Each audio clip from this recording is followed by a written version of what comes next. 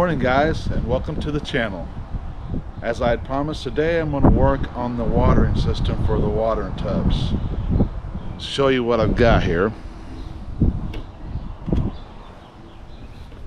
So as you can see right there, it's basically a ball of mess right now, but I kept it closed to try to keep as much junk and dirt and stuff out of it.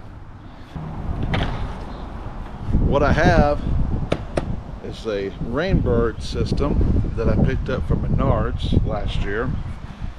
It's got a top here. So what it's got is got a different, I don't know if you can see it or not, but different size nozzles, and they are marked. And then it comes with a long row of this little small tubing. And what you do is, see if I can get one of these out without spilling. So as I said, you got different little nozzles. The hose goes on there, and there's your little drip. Now these don't spray out, they just drip, so you can put them right close to the plants. And they got different ones. There's a red one, here's a black one, and they are marked. Like the black ones is 1 gallon an hour. The red ones are 2 gallons an hour, and the blue ones were half a gallon. I've used mostly the black ones last year.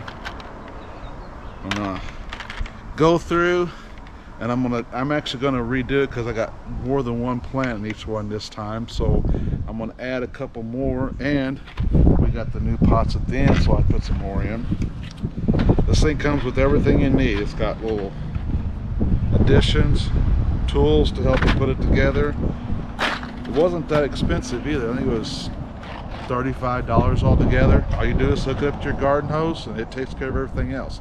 The only thing that I did have to add, which I will show you a little later, is I bought just a little timer to put on there. It comes with batteries, so you can just time or program it to come on, and I'll program it to come on in the night 1 or 2 times. We'll see which way works best. That way it waters it, and it sits there and it's wet for the day. And then on the next video, after I get all this in, I'm going to kind of do something that I've been seeing people do. It reminds me of the Eden garden system. I'm actually going to cut cardboard and lay on top of it, and then put mulch on top of that to help keep moisture in them, because that's one of the things that I have learned with the tubs is they dry out quicker.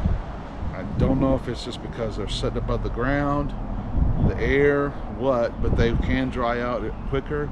So this will just help keep moisture in there and keep those plants going good and strong, so we can have some big tomatoes. So I'm going to get started and show you a few things.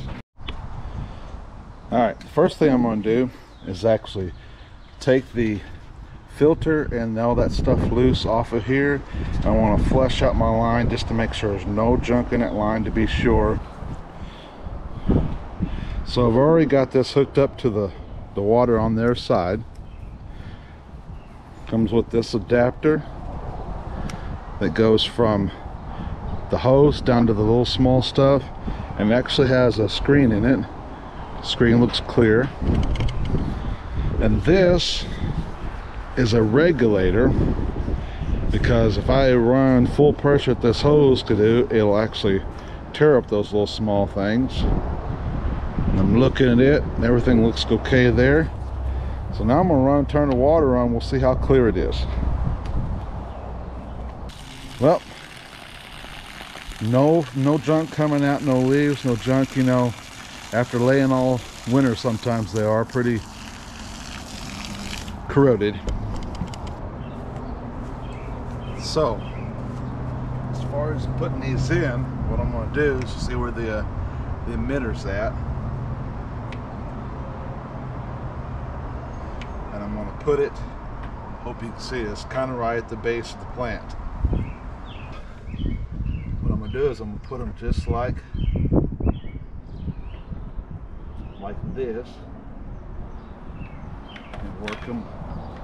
And I'm going to probably readjust a lot of these to where they're, because I want to do is run that where it kind of sits above. That one's going to lay good.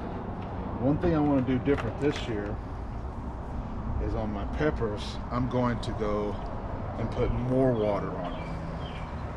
So, like I said, for the peppers, I think I'm going to go to the 2 gallon per hour, so they have a little bit more water in them, which means I'll have to cut my line and add a little bit. But that's the beauty of this stuff. You can change it and add and keep going.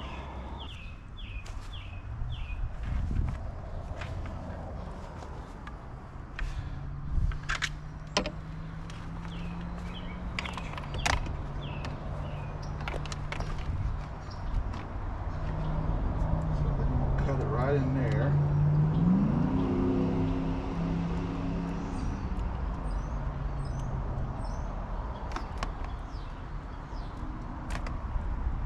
The bucket comes with these T's and one end blocked off, so I put my lines here and then the one going to my emitter off there.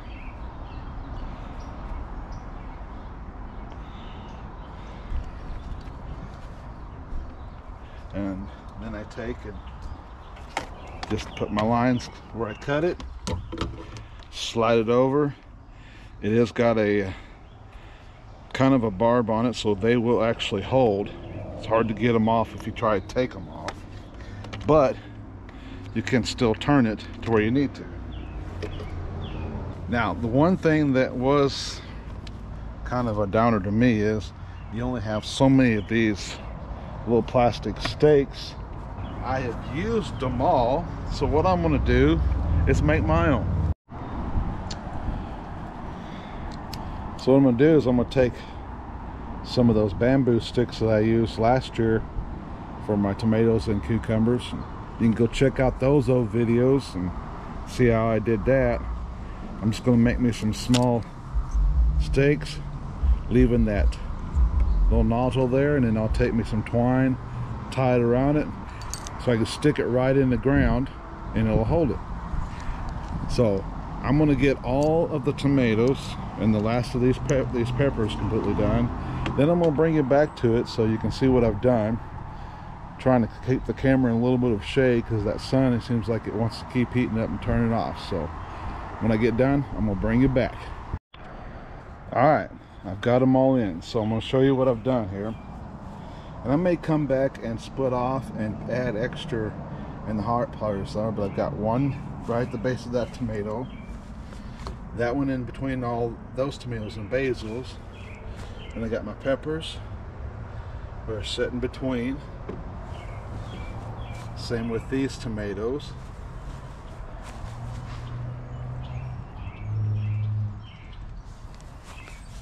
Got it where it's pointed kind of at them.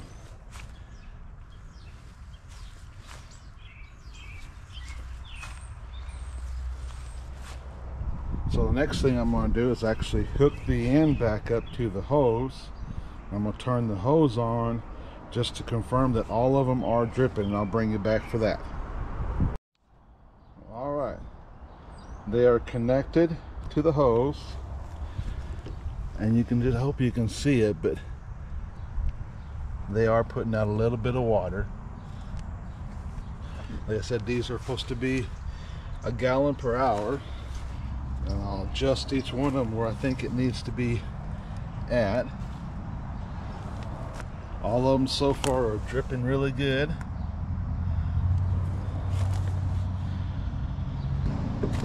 Except for the last one. It doesn't want to drip. Oh, there it goes.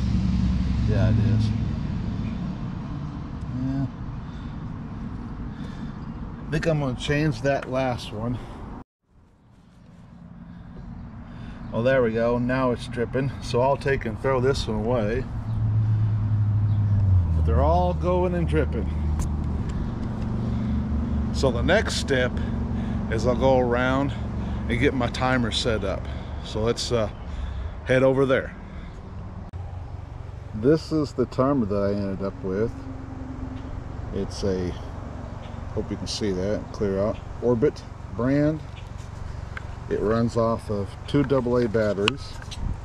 Let's see if the batteries are still good from last year. Nope, got power.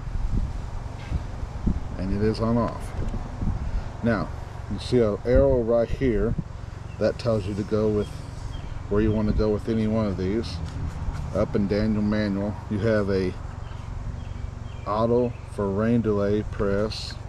You can set your clock, start time for start it, how long you want it to do it, and how often.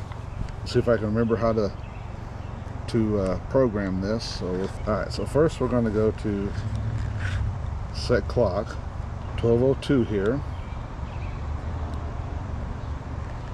Okay, set our start time. I'm going to set it for 3:30 in the morning, so it's still dark outside. How long do I want it to run? Okay, so 60 is 1 hour. I think I'm going to go,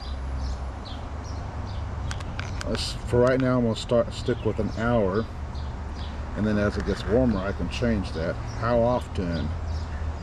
Every day.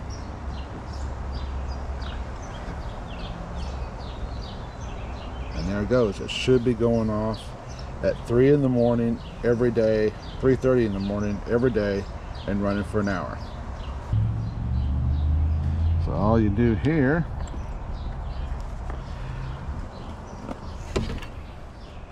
is I'm going to connect it to the bottom, and you'll notice the top again has a screen on it. The more you can screen and filter out, the better off you are. Some systems even have an actual filter on them. And then I can take this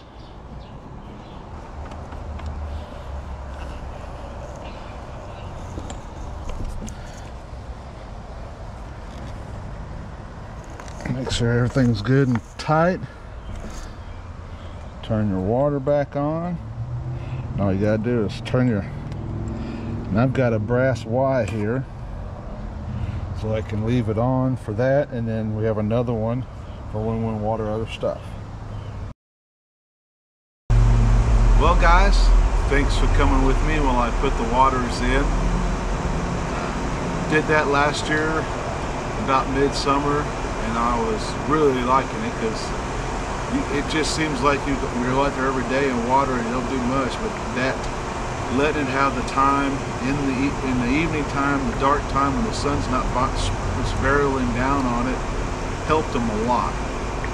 Didn't cost me a whole lot. I can't remember exactly, but I've spent about $30 for the whole bucket. As you can see, I still got a lot of pieces left. I could add more. There is other different brands that you can get off of Amazon.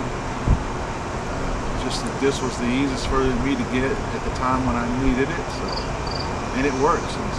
You know, stick around, catch the next video that I put out about the garden. I'm going to do that, what I was talking about, put some cardboard down it, put some mulch, some kind of mulch over it to help keep the moisture in there, help out even more, so that these plants can grow up big, strong, and produce us lots of tomatoes and peppers for this summer. Well guys, I hope that you got something out of this video today. Please reach down there, hit that like button, hit that subscribe button, take and share this with some of your family and friends. Tell them to come over and check us out.